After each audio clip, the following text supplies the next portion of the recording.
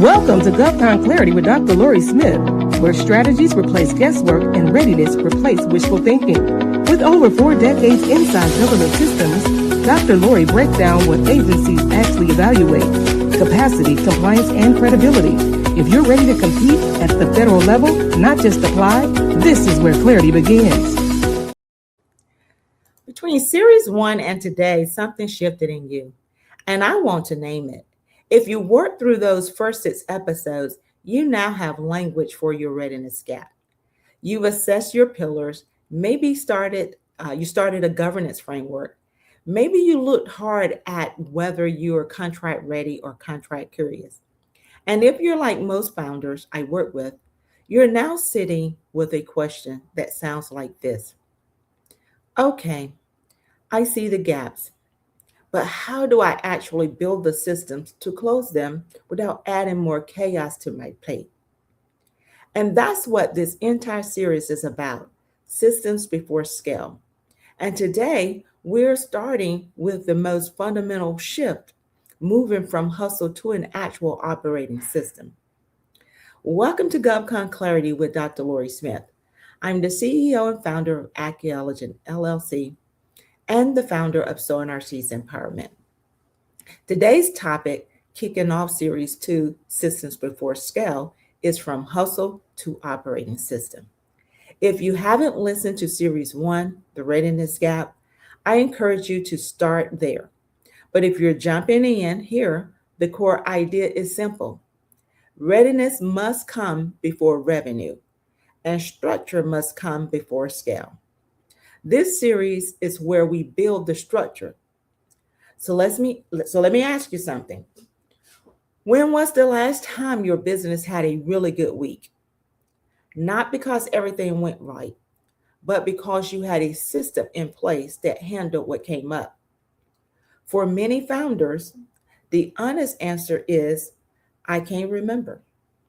And that's not because you're not smart or capable. It's because you've been operating in what I call hustle mode. And hustle mode has an expiration date. Here's what hustle mode looks like. Every day feels different. You're firefighting more than you're leading. Decisions happen in your head and never make it to paper. If you have a team, they can't move without your approval. You're working in the business every hour of the day, but never on it. And when something good happens, like a new opportunity or a new client, your first feeling isn't excitement, it's dread. Because you know you're going to have to figure it out in real time again. Now, hustle mode isn't laziness. It's often the opposite. It's the result of being so capable, so committed that you've been personally compensating for every gap in your business.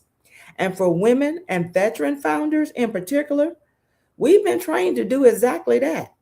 Carry it, figure it out, don't complain, just work harder. But here's the truth I keep coming back to. Hustle is not a strategy, it's the absence of one. And the longer you stay in hustle mode, the harder it becomes to build the systems that will actually free you. So what's the alternative? An operating system. And I don't mean software.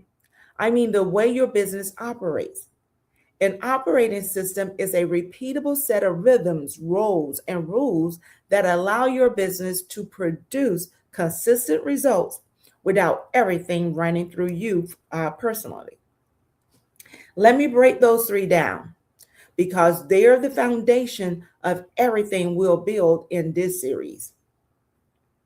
Rhythms are the recurring activities that keep your business moving.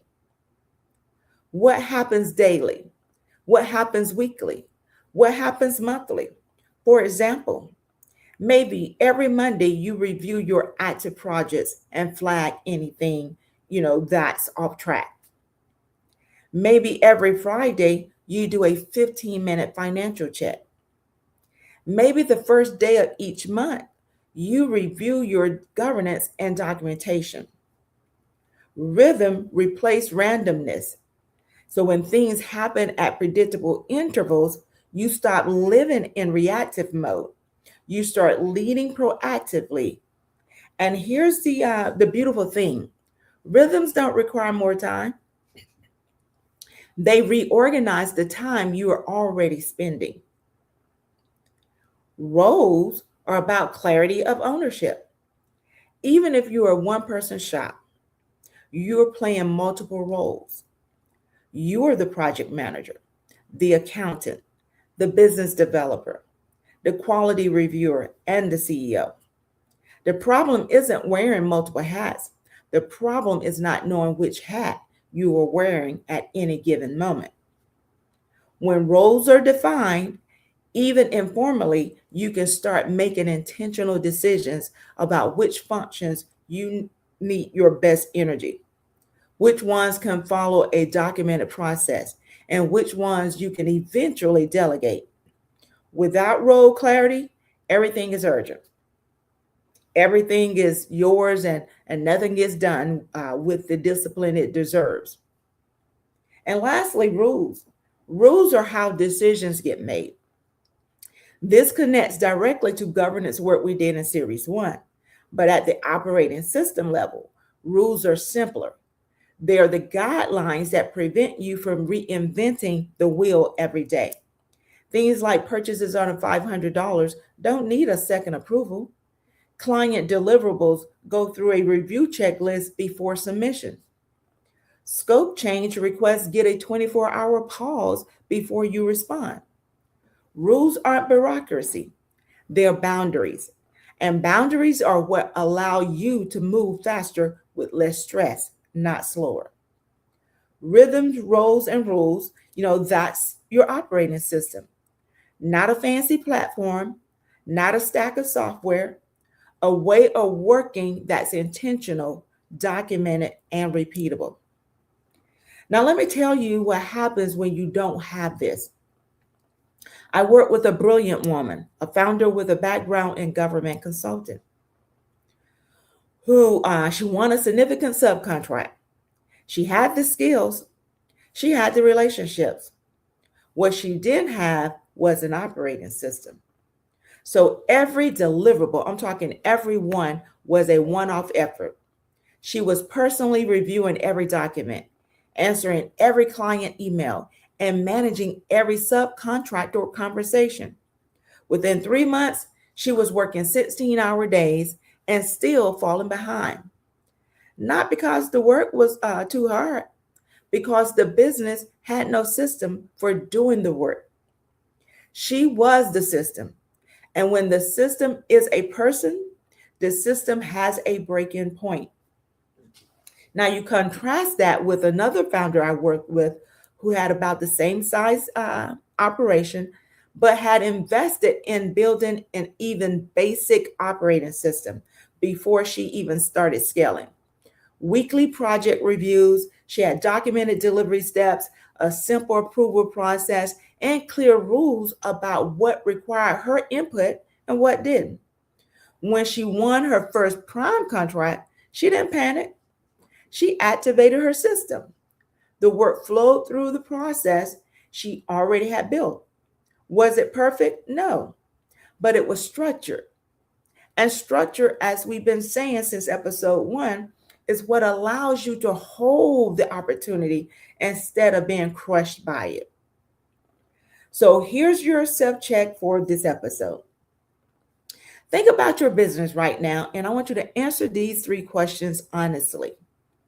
First is rhythms. Do you have predictable, recurring activities that keep the business moving, or does every week feel like you are starting from scratch?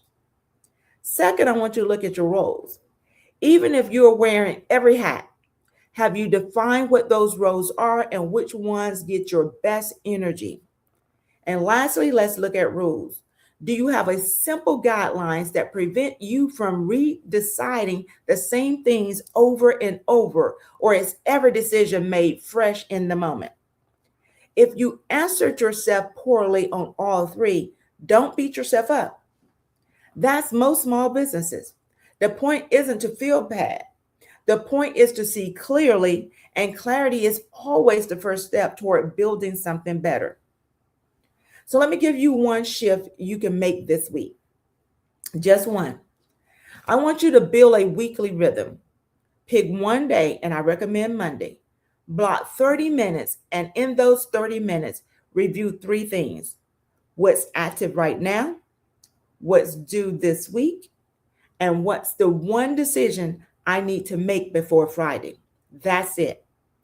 30 minutes of intentional leadership instead of reactive hustle. If you do that every week for a month, I promise you will start to feel a difference. Not because the 30 minutes is magic, but because rhythms changes the way you relate to your business. You stop chasing it and start, leading it. So before I close, I want to acknowledge something. Building an operating system can feel like slowing down when you desperately want to speed up. I know that tension, but remember what I said in episode 1 of this entire podcast. Structure feels slower in the beginning, but it accelerates you in the long run. Hustle feels faster, but it collapses under scale. You are not slowing down. You are building the engine that will carry you further than hustle ever could. If you want a starting framework for building your operating system, download the Systems Before Scale starter list linked in the show notes. It maps out the most common systems small businesses need across, various operations, whether it's finance, compliance, or, communications. And it's organized by priority. Circle the one that would give you the most relief this month and start there.